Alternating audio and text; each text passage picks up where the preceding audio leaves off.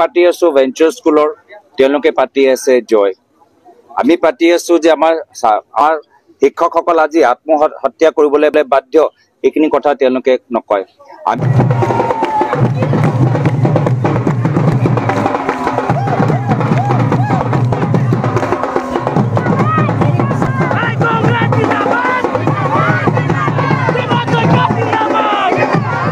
যে আজি যদি আমাৰ অসমৰ ভিতৰতে কক বা সমগ্ৰ ভাৰত ভিতৰতে কক গণতান্ত্ৰিক আৰু লোকতান্ত্ৰিক মূল্যৰ ওপৰত বিজেপি এটা প্ৰহাৰ কৰি আছে আৰু মই ভাবো যদি দেশৰ ভিতৰত গণতন্ত্ৰ জীয়াই নাথাকে যদি দেশৰ ভিতৰত লোকতন্ত্ৰ জীয়াই নাথাকে তেতিয়া সাধাৰণ মানুহৰ উন্নয়ন হোৱাটো যথেষ্ট জটিল উন্নয়ন হ'ব কিন্তু আটাইতকৈ ধনী মানুহৰ উন্নয়ন হ'ব তেওঁলোকে আৰু ধনী হ'ব কিন্তু সাধাৰণ শ্ৰেণীৰ মানুহে যদি বাস্তৱভাৱে নিজৰ নৈতিক অধিকাৰ বিচাৰে নিজৰ বাস্তৱিক উন্নয়ন হোৱাটো বিচাৰে তেতিয়া গণতন্ত্ৰই জীয়াই ৰাখিব লাগিব আৰু গণতন্ত্ৰত প্ৰতিবাদী কণ্ঠ শুনাটো যথেষ্ট শক্তিশালী কিন্তু আজি আমি অসমত দেখিছো যে ছাত্ৰসকলে কা বিৰোধী মাত মাতিব নোৱাৰে 144 লগাই দিছে দিল্লীত আমি দেখা পাইছো যে এজন মুখ্যমন্ত্ৰী অৰবিন্দ কেজৰিৱালক জেললৈ পঠাই দিছে কংগ্ৰেছ দলৰ একাউণ্টবোৰ ফ্ৰিজ কৰি দিছে ঝাৰখণ্ডৰ মুখ্যমন্ত্ৰী পদত্যাগ কৰি তেওঁলোকৰ জেল বিভিন্ন এনেকুৱা ধৰণৰ আজি ইনকাম টেক্স ইডি আজি বিজেপিয়ে ব্লেকমেইল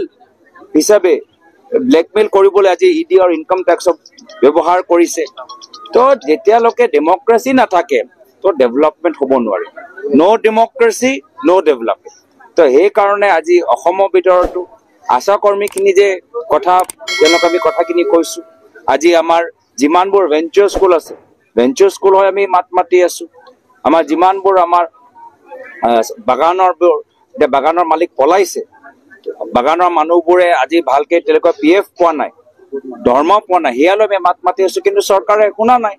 চৰকাৰে লাহে লাহে গণতন্ত্ৰ পৰিৱেশ শেষ কৰি অহংকাৰী হৈ গৈছে তো সেই কাৰণে এই নিৰ্বাচনটো যদি বাস্তৱিকভাৱে আমি উন্নয়ন কৰিব লাগে বা উন্নয়ন হোৱাটো বিচাৰো সামাজিক আৰু সাধাৰণ মানুহৰ তেতিয়া আমি গণতন্ত্ৰ ৰক্ষা কৰিব লাগিব এই নিৰ্বাচনটো গণতন্ত্ৰ ৰক্ষা কৰাৰ কাৰণে এটা গুৰুত্বপূৰ্ণ সময় পাতি আছো ভেঞ্চাৰ স্কুলৰ তেওঁলোকে পাতি আছে জয় আমি পাতি আছো যে আমাৰ শিক্ষকসকল আজি আত্মহত্যা কৰিবলৈ বাধ্য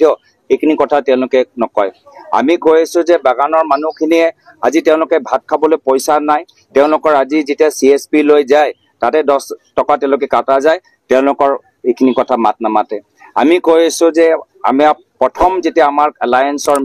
সৰকাৰ গঠন হ'ব আমি প্ৰথম মিটিঙতে আমি কা আইন বাতিল কৰিম তেওঁলোকে এইখিনি কথা পাতা নাই আমি কৈছো যে আমি